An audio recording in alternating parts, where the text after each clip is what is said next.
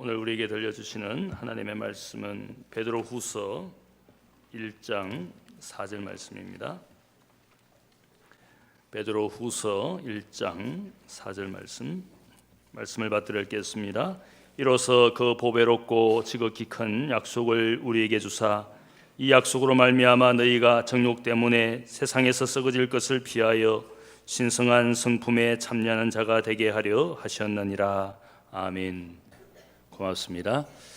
오늘 귀한 목사님 우리 장경철 목사님 오셨습니다. 우리 오랫동안 또 대학의 교목실장으로 섬기셨는데 이제 교목실장을 내려놓으시고 또 기독교학과 교수님으로 또 여러 교회 사역을 늘 잘 감당하시는 귀한 목사님, 또 저희 교회 전 대학교 담임 목사님이시고 귀한 분입니다. 오늘 우리 귀한 말씀 하나님의 성품을 유통하는 삶이라는 제목으로 말씀 주실 때 큰 은혜 받으시기를 축복합니다.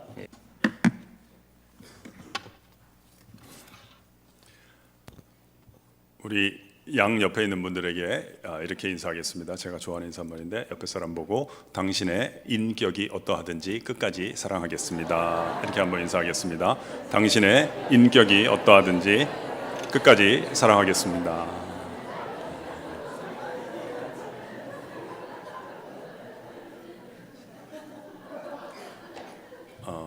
특정 부분에 꼭 필요했던 인사였던 것 같습니다. C.S. 루이스가 쓴 책 가운데 영광의 무게라는 책이 있습니다. 그 책의 제일 마지막 장에 실언이라는 내용이 있는데요, 말실수라는 제목입니다. 제가 읽겠습니다. 얼마 전 혼자 기도하면서 제가 실언을 했음을 깨달았습니다. 저는 일시적인 것들을 잘 통과하여 영원한 것들을 잃지 않게 해달라고 기도하려고 하였습니다. 그런데 영원한 것들을 잘 통과하여 일시적인 것들을 잃지 않게 해달라고 기도하고 말았습니다. 우리가 지금 역사적으로 힘든 시기를 지나가고 있습니다. 후세 역사가는 이 시기를 어떻게 기록할지 모르겠습니다. 아무튼 우리가 어려운 시절을 지나가고 있는 것만은 분명합니다.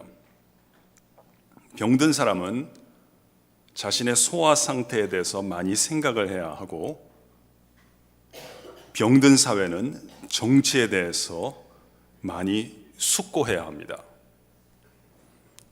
이것을 피하거나 무시하는 것은 비겁한 처사요, 돌이킬 수 없는 결과를 낳게 될 것입니다. 그러나 우리가 또 하루 종일 소화 상태만 생각하거나 종일 정치만 생각하고 그렇게 사는 것이 정상이라고 여긴다면, 또는 그러한 것들을 고려하는 이유가 다른 여타야 더 중요한 것들을 위해서임을 잊는다면, 이 또한 우리에게 적지 않은 부작용을 낳을 것입니다. 같은 책에서 루이스는 전쟁 중에도 학문에 힘쓰는 이유를 이렇게 이야기하고 있습니다. 임박한 위험을 면한 뒤나 심각한 불의를 바로잡은 뒤에야만 문화적 학문적 활동들을 할 수 있다면, 이제껏 그럴 만한 시기는 단 한 번도 없었습니다. 인류는 당장 지식과 아름다움을 원했고 결코 오지 않을 적당한 순간을 기다리지 않았습니다. 페리클레스 시대의 아테네인들은 판테온 신전뿐 아니라 추도 연설도 남겼습니다. 이것은 의미심장합니다. 곤충들은 다른 길을 선택했습니다. 녀석들은 물질적인 부와 안전한 보금자리를 먼저 추구했고 그 보상을 받고 있는 듯합니다. 하지만 인간은 다릅니다. 사람들은 포위된 도시에서도 수학 공리를 내놓았고, 사형수의 감옥에서 형이상학적인 논증을 펼쳤으며, 교수들을 앞에 두고 농담하였고, 심지어 테르모필레에서도 머리를 빗었습니다.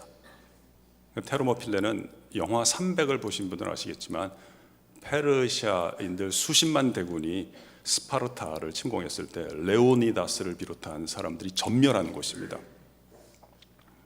거기에 이런 묘비가 있다 그러죠. 지나는 자여 가서 스파르타인들에게 전하라. 우리들 조국의 명을 받아 여기 잠들어 노라고. 여기에 루이스가 페리클레스를 인용을 하는데요. 제가 여러분들께 페리클레스가 이때 BC 431년인데요. 그러니까 지금을 기점으로 하면 약 2450년 전입니다. 우리로 따지면 고조선 시절입니다. 그때 펠로폰네소스 전쟁 때 전사자들, 전몰자들을 위해서 했던 연설이 있는데 조금 길지만 읽어드리겠습니다. 행동으로 용기를 보여준 사람들에게는 연설이 아니라 행동으로 명예를 높여주면 그것으로 충분합니다. 수많은 사람들의 미덕에 대한 우리의 믿음이 한 사람이 연설을 잘하느냐 또는 못하느냐에 좌우되어서는 안 되기 때문입니다. 우리가 자유국가를 물려받은 것은 그분들의 용기 덕분입니다. 저는 먼저 오늘의 우리를 있게 한 정신자세와 우리를 위대하게 만들어준 정체와 생활 방식을 먼저 언급을 하고 그 다음에 전사자들에게 찬사를 바칠까 합니다. 우리의 정체는 모방한 것이 아닙니다. 우리는 다른 이들에게 본보기가 되고 있습니다. 소수자가 아니라 다수자의 이익을 위해 나라가 통치되기에 우리의 정체를 민주정치라고 부릅니다. 디마크라시가 여기서 나온 말이죠. 사적인 분쟁을 해결할 때는 법 앞에 만인이 평등하나 주요한 공직에 취임에는 개인의 탁월성이 우선시되며 가난 때문에 공직에서 배제되는 일도 없습니다. 우리는 정치 생활에서 자유롭고 상당히 개방적인데 일상생활에서도 마찬가지입니다. 사생활에서 우리는 자유롭고 참을성이 많지만 공무에서는 법을 지킵니다. 게다가 우리의 마음의 휴식을 위해 사시사철 경연대회와 축제가 열리고 우리의 가정은 아름답게 꾸며져 있습니다. 군사정책에서도 우리 도시는 온 세계에 개방되어 있습니다. 비밀의 병기 따위보다는 우리 자신의 용기와 기백을 더욱 믿기 때문입니다. 우리는 라케다이몬처럼, 라케다이몬은 이 전쟁 중에 있는 스파르타를 얘기합니다. 그러니까 라케다이몬이라는 사람과 스파르타라는 여자랑 결혼을 해서 그 도시를 세웠는데 아내 이름을 따서 스파르타라고 정했죠. 라케다이몬처럼 어릴 적부터의 혹독한 훈련에 의해서가 아니라 편안한 마음으로 강요에 따른 용기보다는 타고난 용기로 자발적으로 위기에 맞설 각오가 되어 있습니다.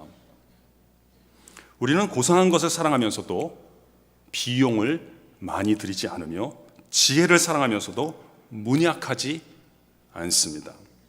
우리에게 부는 행동을 위한 수단이지 자랑거리가 아닙니다. 정치가들은 가사도 돌보고 공적인 업무도 처리하며 주로 생업에 종사하는 사람들도 정치에 무식하지 않습니다. 우리 아테나이인들만이 특이하게도 정치에 참여하지 않는 사람들을 비정치가가 아니라 무용지물로 간주합니다. 우리는 모험심이 강하면서도 사전에 심사숙고할 능력이 있습니다. 인생에서 두려운 것과 즐거운 것의 의미를 명확히 알기에 어떠한 위험도 피하지 않는 사람이야말로 진실로 정신력이 강한 사람입니다. 우리는 선행의 개념도 다릅니다. 우리는 남의 호의를 받아들임으로써가 아니라 남에게 호의를 베풀므로써 친구를 만듭니다. 우리는 손익을 따져보고 도와주는 것이 아니라 우리의 자유를 믿고 아무런 두려움 없이 도와줍니다. 간단히 말해 우리의 도시 전체가 헬라스의 학교입니다. 우리 시민들은 인생의 다양한 분야에서 유희하듯 우아하게 자신만의 특질을 개발할 능력이 있습니다. 이러한 말들이 수사가 아니라 실체적 진실이라는 것은 이 도시의 힘이 입증을 해주고 있습니다. 아테네만이 패배한 적군에게 자기들보다 못한 자들에게 졌다는 원한을 사지 않으며 지배할 가치가 없는 자들의 지배를 받는다는 불만을 사지 않습니다. 우리는 지금 사람들에게도 후대 사람들에게도 경탄의 대상이 될 것입니다. 이분들 가운데 어느 누구도 모아놓은 재산을 더 오래 즐기고 싶어서 겁쟁이가 되지 않았으며 언젠가는 부자가 되겠지 하는 희망 앞에서 위험 앞에 몸을 사리지도 않았습니다. 다른 것을 포기하고 적을 응징하는 길을 택했고 이것을 모든 모험 중에서도 가장 영광스러운 것으로 여겼습니다. 그리하 이분들은 우리 도시에 어울리는 분들이 되었습니다. 우리의 도시를 위대하게 만든 것은 모험심이 강하고 자신의 의무가 무엇인지 알고 의무를 다하는 것에 자부심을 느낀 사람들 때문이라는 사실을 기억을 하시기를 바랍니다.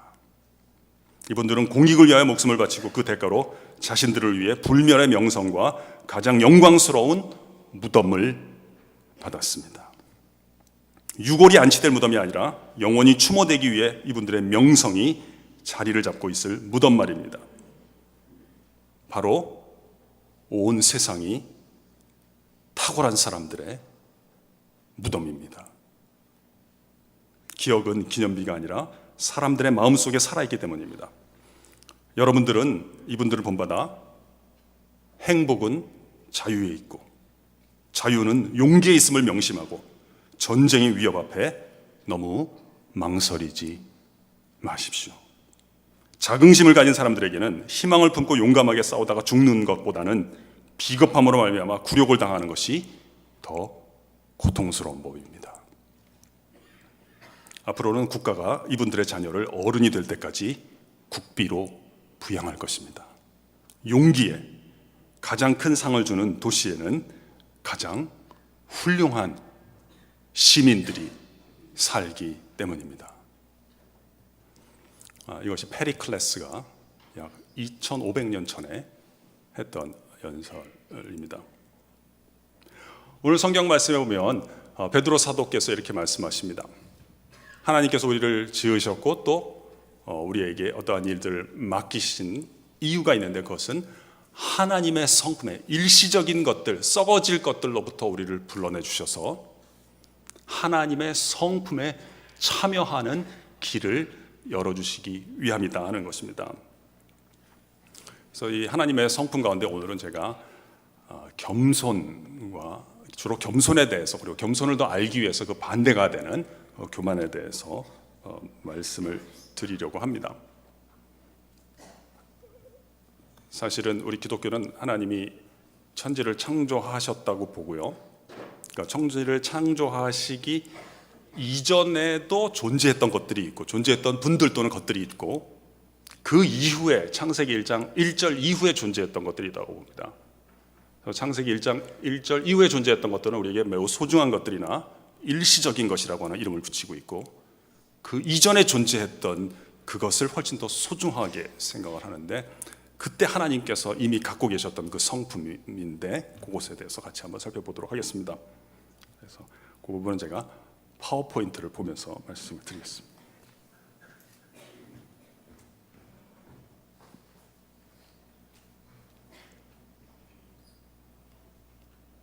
우리가 우정을 맺는 데 있어서 꼭 필요한 덕목이 있습니다. 이 덕목이 없다면 우리는 그 어떤 뛰어난 자질을 소유하더라도 다른 사람들과 공존할 수 없게 됩니다. 역사적으로 어려움을 겪게 되는 가장 큰 이유는 그 지도자가 역사 또는 공동체와 우정을 맺는 능력이 결여된 분들이 세워졌을 경우입니다. 측근들만 사귀게 되고 공동체와 우정을 맺는 능력이 결여된 사람이 그 지도자 같으면 그 조직 또는 국가의 수명은 거의 계수되고 있다고 봐야 됩니다. 그때 그 우정을 맺는데 가장 중요한 덕목이란 무엇일까요? 그것은 겸손입니다. 지도자가 겸손해야 된다는 거죠. 그 덕목의 반대가 되는 악의 이름이 있는데 교만입니다. 루이스는 순전한 기독교 3권 8장에서 가장 큰 죄라는 이름으로 교만과 겸손의 주제를 다루고 있습니다. 이 주제가 어떠한 우정과 어떠한 관련을 맺고 우리 존재의 목적과 어떤 관련을 맺고 있는가를 말씀을 드리고 싶습니다. 제가 말씀드릴 내용은 세 가지 요지인데요. 첫 번째, 이 악을 가진 사람은 다른 사람 안에 동일한 악이 관찰이 될 때 상대방을 더 미워하며 상대방에 대해서 더 화를 내는 경향이 있다는 것. 두 번째, 교만은 본성적으로 본성에 의해서 경쟁적이라는 사실. 그리고 세 번째는 본질적으로 교만은 적대감이다라는 것을 각각 말씀을 드리겠습니다. 교만이란 무엇이며 어떤 특징을 갖고 있을까요? 먼저 특징부터 살펴보겠습니다. 대체로 어떤 악들은 사람마다 다르게 갖는 경우가 많습니다. 우리가 서로 유전이 다르고 어려서부터 결핍이 다르기 때문이겠죠. 어떤 사람은 지나치게 방탕해서 인간관계를 어렵게 합니다. 그러니까 자기 아내를 힘들게 합니다. 어떤 사람은 지나치게 엄격해서 인간관계를 어렵게 합니다. 또 자기 아이를 힘들게 할 경우가 있습니다. 어떤 사람은 지나치게 말을 많이 해서 모임을 시끄럽게 하고요. 어떤 사람은 지나치게 무심하기에 또 가까운 사람을 또 힘겹게 합니다. 그런데 이 악은 모든 사람에게 다 있습니다. 이것에서 자유로운 사람은 없습니다. 또 다른 면에서 특이한데요.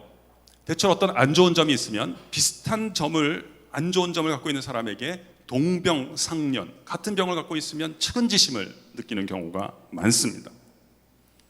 그런데 이 악을 가진 사람은 다른 사람 안에 동일한 악이 관찰될 때 상대방을 더 미워하고 상대방에 대해서 더 분노를 하는 경우가 많습니다. 사람들이 이 악보다 더 싫어하는 악이 없으나 놀랍게도 이 악만큼 사람들이 스스로 깨닫지 못하는 악도 없습니다. 영어 표현을 보면 좀 더 이렇게 세밀하게 묘사되어 있는데 There is no fault which makes a man more unpopular. 그러니까 사람들로 하여금 그 모임에서 인기가 없게 만드는 악이라는 것입니다. 그러니까 사람이 인기가 없으면 예를 들면 뭐 모양이라든지 악취라든지 그런 게 있겠습니다. 그러면 그걸 없애려고 무진 노력을 하는데요. 그것 때문에 자신이 인기가 없는데도 no fault which we are more unconscious of in ourselves. 자신 안에 그것이 있다는 것을 눈치조차 채지 못하고 전혀 의식도 못하는 그런 악이라는 것입니다. 이 악은 무엇일까요? 그것은 교만입니다. 교만한 사람은 다른 사람의 교만에 대해서 분노합니다. 이렇게 3인칭으로 묘사하지 말고 1인칭으로 묘사하는 것이 조금 더 실감이 나겠습니다. 내가 교만할 때 다른 사람의 교만은 나를 더욱 화나게 만듭니다. 이러한 분노의 자각이 내가 교만한 사람인가를 측정하는 지표가 될 수 있습니다. 혹시 교만한 사람인지 아시기 원하면 제가 간편한 방법을 하나 가르쳐 드릴 수 있는데 교만한 인간 근처에 가보면 됩니다. 그래서 엄청 화가 나면 당신은 확실하게 교만한 사람이다 이렇게 생각해도 됩니다. 하나님 우리를 엄청 사랑하시거든요. 그래서 주시고 싶은 게 많은데 내가 원하는 것이 없으면 그걸 주시지를 않으시고 못하세요. 그래서 하나님이 이 교만한 사람을 요소 내가 가는 길목마다 배치했을 가능성이 높다고 저는 보는 사람입니다. 교만이란 무엇일까요? 이쯤에서 정의를 살펴볼까요? 교만이란 나보다 더 뛰어나거나 나보다 더 인정받는 존재가 단 하나라도 있으면 못마땅하게 여기는 마음 자세입니다. 이것이 우리로 하여금 교만의 두 번째 특징으로 인도하는데요. 교만은 본성에 의해서 또는 본성적으로 경쟁적입니다. 여기서 핵심이 되는 단어는 경쟁적이라는 것이 아니고요. 본성적으로라는 말입니다. By its very nature. 다른 악들은 대체로 우연에 의해서 경쟁적일 수 있으나 교만은 본성적으로 또는 본성에 의해서 경쟁적입니다. 경쟁 자체가 나쁜 것이라고 보기는 어렵습니다. 여러 가지 통계적인 사실로 볼 때요. 예를 들어 보겠습니다. 두 여성이 한 남성을 두고 또는 두 남성이 한 여성을 두고 경쟁적이 될 수 있습니다. 우연히 동일한 대상에 대해서 동시에 매력을 느꼈기 때문입니다. 하지만 교만한 인간은 자신이 상대보다 더 우월한 사람임을 증명하기 위해서 같은 여인 또는 남성에 대해서 경쟁을 벌입니다. 많은 사람들이 탐욕이나 이기심으로 돌리는 죄들은 사실은 그 기저의 바탕에 교만을 갖고 있습니다. 조금 속된 표현이 돼서 망설여집니다만 그냥 말씀드리겠습니다. 여자분들이 예뻐지려고 하는 것은 결코 교만이 아닙니다. 오히려 예절이라고 보는 편이 낫겠습니다. 그러니까 상대방은 나의 전 존재를 알 수 없으니까 보이는 면에 대해서 불쾌함보다는 유쾌함을 유발하고 싶은 것은 그건 선한 동기입니다. 그런데 좀 속된데 그냥 용서해 주실 줄 알고 아름다운 분인데 내가 전현보다는 더 예뻐져야 되겠다 라는 집착이 생기면 그거는 문제가 되는 것입니다. 충분히 아름다운 분이에요. 그런데 사람들이 더 주목하는 사람이 있으면 마음의 평화가 흔들린다면 그건 문제가 된다는 거예요. 문제는 내 안에 저 여자보다는 더 예뻐져야 한다는 마음이 일어난다면 그것은 교만입니다. 그 모습은 충분히 아름다움에도 불구하고 나보다 더 인정받는 사람이 있을 때 분노하는 모습이기 때문이죠. 루이스는 책에서 어떤 여인의 경우를 예를 들고 있는데 여러분 어떻게 생각하실지 모르겠습니다. 루이스에 따르면 미모를 갖고 있는 어떤 여자는 돌아다니면서 남자의 마음을 흔드는 가운데 불행과 비참함의 씨앗을 뿌립니다. One makes a pretty girl spread misery wherever she goes by collecting admirers. 칭송자들을 수집하면서 불행의 씨앗을 뿌리는데 왜 그러냐는 것입니다. 그것은 성적인 충동 때문이 아니라는 거예요. 근원적인 이유는 성적인 충동이 아니라 교만 때문이라는 것입니다. 성적으로 매력적인 여자일수록 횟수가 많기 때문에 성적으로 오히려 냉랭하다는 것입니다. 남자분들이 또는 여자분들도 성공하려고 애를 쓰고 노력하시는 것은 교만이 아닙니다. 그런데 내가 저 동창생 놈보다는 더 성공해야 되겠다고 생각한다면 그것은 교만입니다. 나보다 더 인정받는 존재를 견딜 수가 없는 것입니다. 어떤 모임에서 잘난 척하는 인간을 견딜 수 없는 이유는 내 안에 바로 그 충동이 있기 때문입니다. 같은 장사를 하는 사람들이 있다면 화합되기는 어렵겠죠. 그렇게 교만한 사람들이 모인 곳에서는 결코 우정이 형성될 수 없습니다.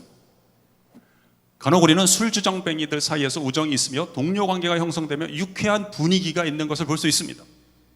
물론 좀 수명은 짧겠지만 그러나 우정이 있는 것입니다. 그러나 교만한 사람들이 모인 곳에서는 멋진 신사분들, 숙녀분들이 모인 자리에서도 교만이 있다면 결코 우정이 형성될 수 없습니다. 교만은 본성적으로 경쟁적이기 때문입니다. 이것이 우리로 하여금 세 번째 특징으로 이끌어줍니다. 교만은 본질적으로 적대감입니다.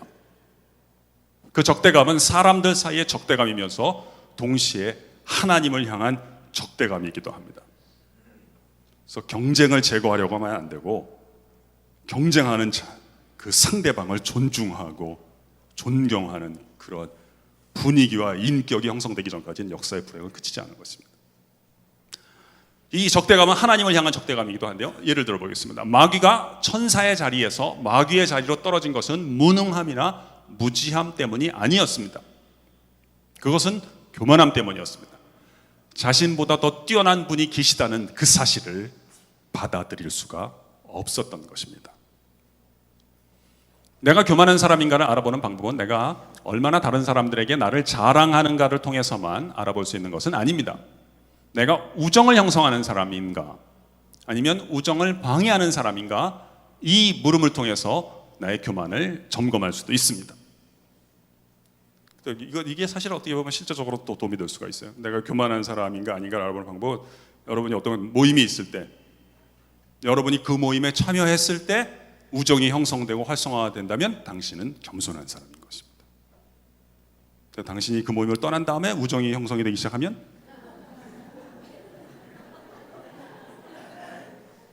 아닐 가능성이 높다는 것입니다.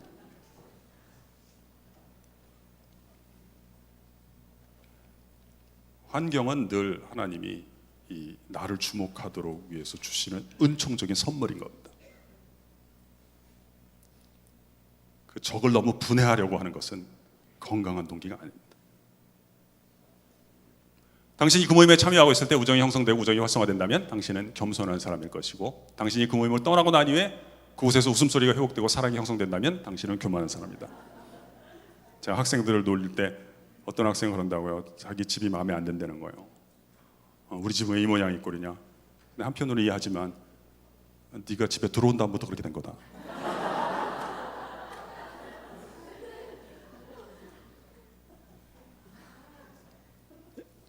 이제 겸손에 대해서 우리가 두 가지 좀 오해할 수 있는 부분을 살펴보고 싶습니다. 우리가 어떤 일을 성실하게 잘했을 때 칭찬받는 경우가 간혹 있습니다. 그때 기뻐하는 것은 교만일까요? 그렇지 않다는 것이고요. 두 번째, 겸손한 사람은 자신에 대해서 과하게 낮추는 사람이라기보다는 자신을 자연스럽게 잊어버리는 힘이 있는 사람이라는 것입니다. 각각 말씀을 드리겠습니다. 우린 자주 교만에 대해서 오해하는 경우들인데 두 가지 경우만 살펴보겠습니다. 먼저, 우리가 칭찬을 받았을 때 기뻐하는 것은 교만이 아닙니다. 그것은 자연스러운 반응입니다. 물론 문제의 소지는 있겠습니다. 내가 어떠한 일을 했습니다. 그 일들이 상대에게 또는 주변의 기쁨의 기기가 되었다는 사실로 인해서 행복합니다. 그거는 아주 건강합니다. 거기서 떠나가서 이러한 말을 계속 듣는다니 나는 얼마나 대단한 사람인가 라는 근거가 없는 결론으로 가신다면 씨앗이 자라고 있는 것입니다. 주목하는 게 바뀌잖아요. 하나님은 일하시는 분이거든요. 자기 집착에 빠진 분이 아니라 죽을 때까지 일하다가 죽으면 되는 거예요. 근데 어느 순간부터 집착에 빠지면 그건 교만하다는 거예요. 칭찬을 받았을 때 고맙다고 느끼면서 감사하다고 말을 하는 것은 자연스러운 반응입니다. 그렇게 반응하고 잊고 넘어갈 수 있다면 건강한 사람입니다. 제가 썼지만 진짜 잘 쓴 글입니다. 그렇게 문장이 복잡하지도 않은데 상당히 중요한 걸 담고 있는 겁니다. 어떤 일을 했을 때 칭찬받았을 때 고맙게 생각하고 고맙습니다. 그리고 금방 잊어버리고 또 다음에 할 일을 집중하면 굉장히 건강한 사람입니다. 어떤 일을 했을 때 칭찬해 주니까 아니에요, 뭐 별거 아닙니다, 별거 아닙니다 그러면서 더 안 해주나, 더 안 해주나, 더 안 해주나 이러면 그건 건강하지 않다는 거예요. 겸손한 사람은 자신에 대해서 과도하게 낮추는 사람이기보다는 자신을 자연스럽게 잊을 수 있는 사람입니다. 우리 주변에 겸손한 사람이 있다면 우리 주변에 어딘가 하나님이 지금 계속 계실 텐데 그 하나님을 알아보는 방법이 있을까요? 그 얘기를 하는 것입니다. 그 사람은 또는 그분은 어떤 모습을 보일까요? 그 사람은 우정을 형성하고 활성화시키는 가운데 다른 사람들과 잘 어울리면서 타인들을 자연스럽게 잘 인정하는 사람일 것입니다. 성경에 보면 요셉도 참 노예로 팔리고 나서부터 겸손한 사람이 되기 시작하는 거예요. 무슨 말이에요? 자신에게 찾아온 사람들과 우정을 맺는 사람이 되기 시작하는 거예요. 아버지한테 그렇게 혜택을 받을 때는 형들하고도 잘 못 지내는데 오히려 죽을 뻔하는 계기를 얻고 난 다음부터는 종살이를 하건 다른 종들이건 다른 죄수들이건 우정을 맺기 시작한다는 것입니다. 루이스가 겸손한 사람 식별하는 얘기를 하는데 내용이 좋아서 제가 직접 인용을 하겠습니다. 만약 여러분이 정말 겸손한 사람을 만난다면 요즘 사람들이 흔히 겸손하다고 말한 그러한 사람이겠지라고 생각하지 마시기를 바랍니다. 그는 저야 정말 부족한 사람이지요 라는 말을 늘 입에 달고 다니는 느끼하고 역겨운 사람이 아닐 것입니다. 아마도 그가 우리에게 주는 인상이 있다면 그것은 여러분이 그에게 무슨 말을 하든지 진지한 관심을 갖고 들어주는 쾌활하고 지적인 사람이라는 것이 우리가 받는 인상의 전부일 것입니다. 만약 그에게 호감이 생기지 않는다면 인생을 너무 쉽게 즐기는 것처럼 보이는데 우리가 약간의 질투를 느꼈기 때문이겠지요. 그는 자신의 겸손을 의식하지 않을 것입니다. 아니 아예 자기 자신을 전혀 의식을 하지 않을 것입니다.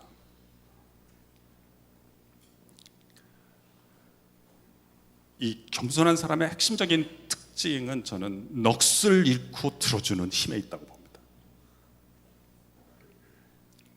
제가 이게 참 인생이 힘들 때가 저 힘이 없어지게 되면 너무 힘들더라고요. 넋을 잃고 봐주는 힘. 너무 힘들어요. 그렇게 살 때. 하나님은 우리를 기쁘게 바라봐 주신 하나님의 행위는 하나님의 겸손함의 성품의 표지인데요. 여러분 가운데 많은 분들이 스바냐 3장 17절을 좋아하실지 모르겠습니다.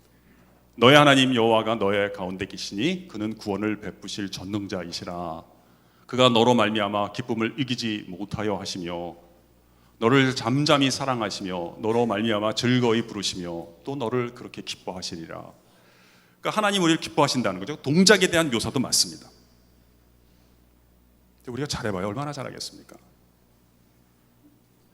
자기 잘한다고 생각하는 사람은요 아직 그 다음을 안 해봤어 그래요. 스크루지 영감이 안 돼봤어 그래. 자기 미래를 아직 안 가봤어 그래. 잘해봐야 얼마나 잘하겠어요. 그런데 그걸 갖다가 기뻐하시는 분이 있다는 건 뭐예요? 그 동작 이전에 이렇게 동작하시는 분의 성품에 대한 묘사라고 보는 것이 맞다는 것입니다. 하나님이 얼마나 겸손하신 분이냐. 여기서 우리가 피할 수 없는 질문이기 때문에 거쳐가야 되겠습니다. 기독교에서 겸손은 매우 중요한 주제입니다. 왜냐하면 하나님이 세상을 창조 안 하셨어도 하나님의 성품이었기 때문에 우리가 물려받을 수밖에 없는 것입니다. 겸손은 기독교 덕목의 핵심의 자리를 잡고 있습니다. 그런데 이 질문이 있어요. 교만에 찌든 사람인데 매우 종교적인 것처럼 행세하는 사람이 있다면 어떻게 설명할 수 있겠습니까? 특히 기독교의 하나님은 일반 유신론의 신과 매우 다르기 때문에 이 오류에 빠지기가 너무 쉽습니다. 어떤 면에서 기독교의 하나님과 일반 유신론 사이의 차이는 유신론과 무신론 사이의 차이만큼이나 크다고 봅니다. 다시 질문해 보겠습니다. 누가 보기에도 교만한 가운데 찌들어 있고 물들어 있는데 본인은 성경도 인용하고 교회도 선전하는데 우정의 형성에 방해가 되는 존재라면 우리는 이것을 어떻게 해석을 해야 될까요? 어떻게 진단하고 처방을 해야 될까요? 내가 될 수 있잖아요. 그 사람은 거짓된 가상의 하나님 앞에 500원 동전만큼의 겸손을 제공하는 가운데 동료 인간들에 대해서는 오만한 지폐 이상의 교만을 얻어내는 인간이라는 것입니다. 예수님께서는 그러한 사람들은 지금은 인정받는다고 스스로 착각할는지 모르나 종말에는 하나님의 심판을 받을 것이라 말씀을 하셨습니다. 그날에 많은 사람들이 나에게 와서 이르되 주여 주여 우리가 주의 이름으로 선지자 노릇하며 주의 이름으로 귀신을 쫓아내며 주의 이름으로 많은 권능을 행하지 아니하였습니까? 하리니 그때 내가 저에게 말하되 내가 너희를 도무지 알지 못하니 불법을 행하는 자들아 나에게서 떠나가라 하리라. 그 사람은 이걸 적용해보면 이렇게 된다는 뜻입니다. 하나님 앞에 자신은 아무것도 아니다라고 계속 되뇌이면서 하나님이 다른 사람들보다 자신을 더 인정해 주시고 높여 주신다는 사실에 대해서 흡족해하는 인간인 것입니다. 그렇게 이러한 자기 기만에 우리가 빠지지 말아야 될 텐데 이것을 점검할 수 있는 방법이 있을까요? 자연스럽게 있습니다. 나 자신이 가상의 하나님을 섬기면서 교만에 빠져 있는지를 점검할 수 있는 방법이 있는데 루이스가 설명을 잘하니까 직접 인용을 보겠습니다. 자신이 신앙생활을 한다는 사실 때문에 스스로 선한 사람으로 느껴질 때는, 특히 자기가 다른 사람보다 더 나았게 느껴질 때는 확실히 하나님이 아니라 악마를 따르고 있다고 보면 됩니다. 우리가 하나님 앞에 있다는 것을 알아볼 수 있는 진짜 시금석은 내가 나 자신에 대해서 자연스럽게 그리고 그 결과로 완전히 잊고 있느냐, 또는 나 자신을 하찮고 더러운 존재로 여기느냐 하는 것입니다. 물론 이 중에서도 더 좋은 쪽은 전자입니다. 자신에 대해서 자연스럽게 그리고 결과적으로 완전히 잊는 것이죠.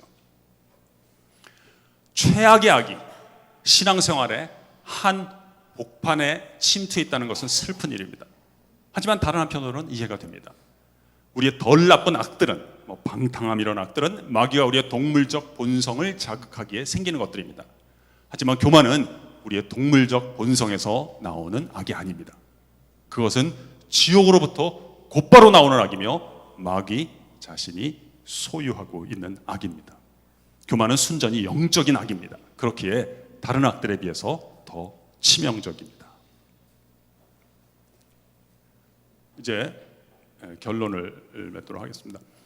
제가 우정과 겸손을 연결했는데 여러분 아시겠습니다만 두 사람 또는 세 사람 그 이상이 굉장히 뛰어난 분들이에요. 다 뛰어난데 오랫동안 우정을 간직하고 있다는 건 다 겸손하다는 겁니다.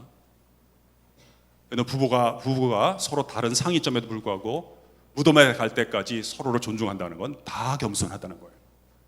어떤 모임도. 그래서 역사 이게 많지 않습니다. 여러분 보면 혁명을 보면 말이죠.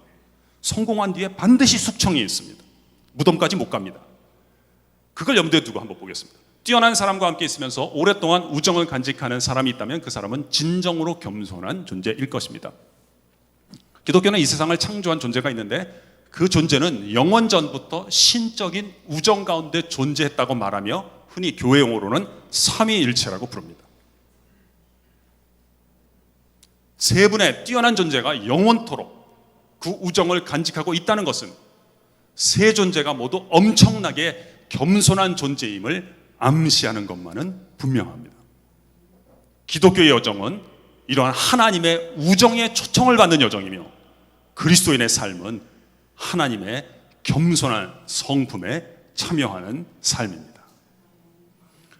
그는 이 영광과 덕으로 귀중하고 아주 위대한 약속들을 우리에게 주셨습니다.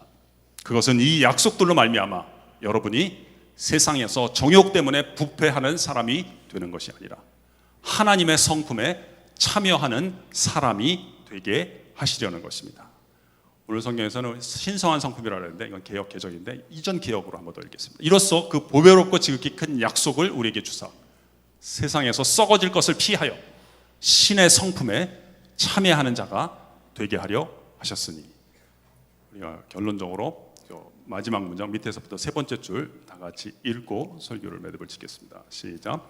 기독교의 여정은 하나님의 우정에 초청을 받는 여정이며 그리스도인의 삶은 하나님의 겸손한 성품에 참여하는 삶입니다.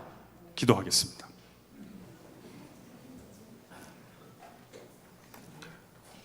하나님 아버지, 교만함 가운데 있고 교만한 줄도 모르고 살던 사람에게 하나님께서 영적인 감각을 회복해 주셔서 형편과 처지를 자각하고 주님 앞에 나오게 하셔주셔서 감사합니다. 하나님의 겸손한 성품에 참여할 수 있는 은혜의 기적을 허락하여 주옵소서. 예수님의 이름으로 기도합니다. 아멘.